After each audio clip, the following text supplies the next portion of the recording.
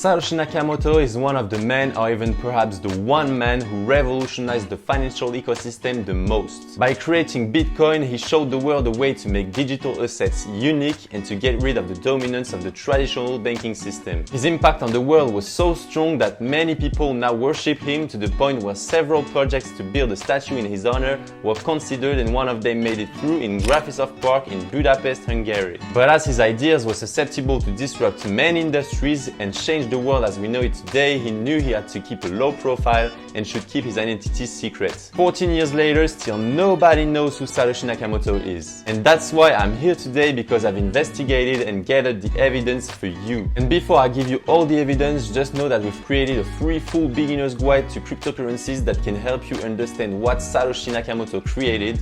You can claim it for free in the first link in the description. Without further ado, let's move on to the most suspected identities of being Satoshi Nakamoto.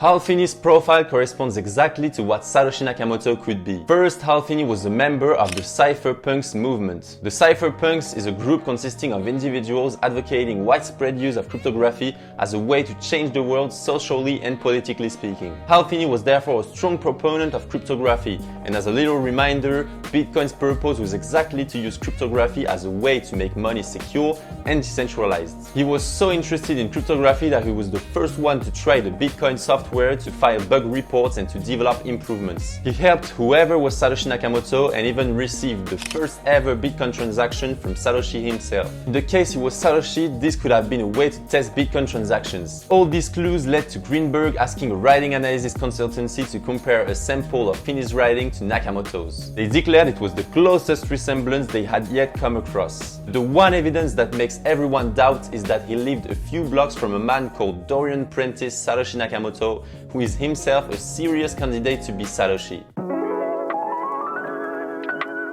Dorian Prentice Satoshi Nakamoto is a Japanese-American engineer whose name sounds a little familiar. But if that was only a matter of name, you can guess that I wouldn't be talking about him right now. As I mentioned earlier, Dorian lived a few blocks from Hal Finney, the man who received the first ever Bitcoin transaction. It's suspicious both ways, but imagine if Dorian's profile also matched Satoshi's personality. That would be a lot, wouldn't it? Then guess what? While working as an engineer for different projects, including some classified defense projects, Dorian Prentice Satoshi Nakamoto was laid off twice and turned libertarian, developed a grudge against the government, and advised his daughter to start her own business so she wouldn't be, quote, under the government's thumb. As she suspected Dorian to be Satoshi Nakamoto, Newsweek magazine Leah Goodman interviewed him and asked him about his involvement in Bitcoin. According to Goodman, he would have answered, quote, "I am no longer involved in that and I cannot discuss it. It's been turned over to other people. They are in charge of it now. I no longer have any connection." This statement led to a flurry of media interest, and Dorian and his family got harassed by reporters.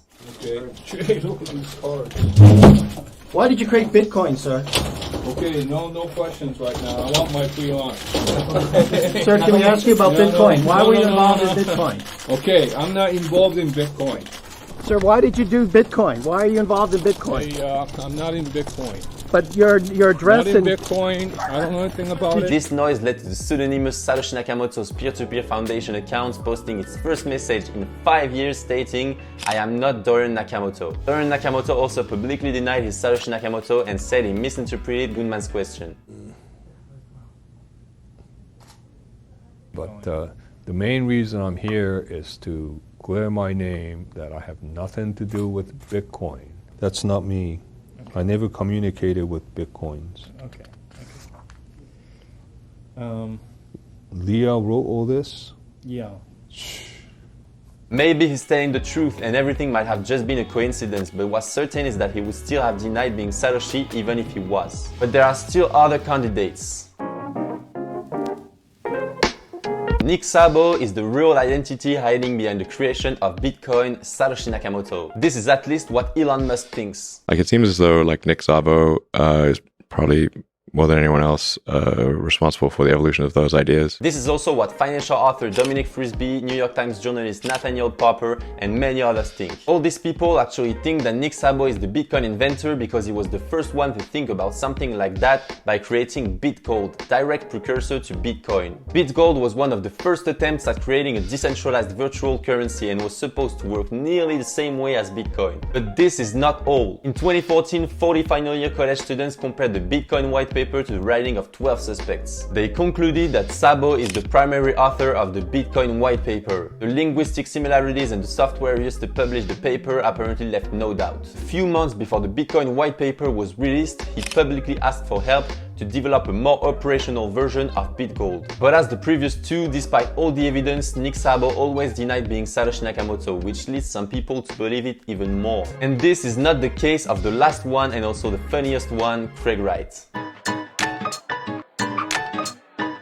Steven Wright, aka Craig Wright, is an Australian computer scientist and businessman. According to his words, he would have earned several academic degrees and certifications, including master's degrees in quantitative finance, law, statistics, information security systems, network and systems administration, IT management, IS engineering, and political science. He also claims to have received a doctorate in business administration, in theology, and a PhD from Charles III University in Sydney, Australia. In 2015, evidence supposedly obtained by a hacker who broke into Wright's email accounts showed that Satoshi Nakamoto was a pseudonym used by Craig Wright. The former director of the Bitcoin Foundation, John Matonis, and the most known Bitcoin developer who Satoshi Nakamoto gave the reins of Bitcoin to, Gavin Andresen, supported the claim that Craig Wright was indeed Satoshi Nakamoto. Craig Wright was also interested in cryptography and has subscribed to the cypherpunks mailing list. The evidence seems too big and it looks like there is no more doubt on the identity of Satoshi Nakamoto. But what if all this was actually an elaborate hoax? First, as we previously mentioned, Satoshi Nakamoto most likely has every interest in staying hidden. Craig Wright, on the contrary, has done everything to prove he was Satoshi Nakamoto,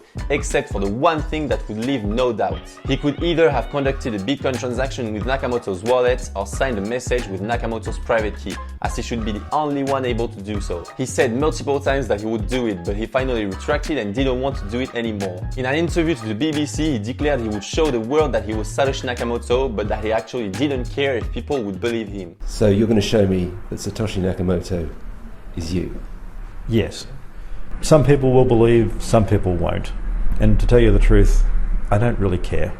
He also stated that he didn't have to take credit for creating Bitcoin, but that's exactly what he's been trying to do for years. I would prefer to be secret now. I don't think I should have to be out there. There's nothing owed to the world where I have to come out and say, I am X, I am Y. I mean, no one needs to do that. It is my right not to say I did something. If I release a paper that actually benefits people, why do I have to actually take credit for it?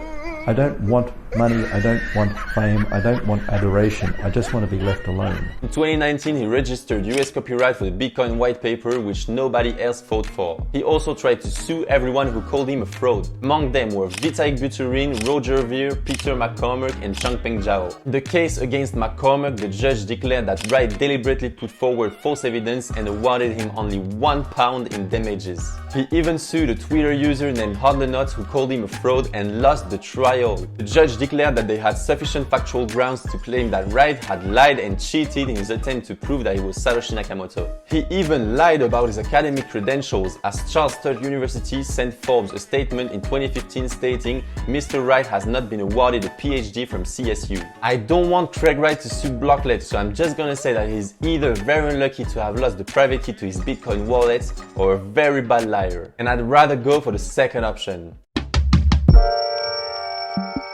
We'll probably never know who Satoshi Nakamoto actually is, and it seems obvious that all the people who will claim they are will actually be liars. In my opinion, Satoshi Nakamoto is actually a group of people, among which is certainly not Craig Wright. Before telling you one last time that I'm more likely to believe that my mom is Satoshi than Craig Wright, I wanted to remind you that you can claim our beginner's guide to cryptocurrencies for free in the first link in the description. It will help you understand what Craig Wright certainly didn't create and how it works. More seriously, Bitcoin is certainly going to disrupt many industries, and it's up to you to decide if you want to be a part of this revolution.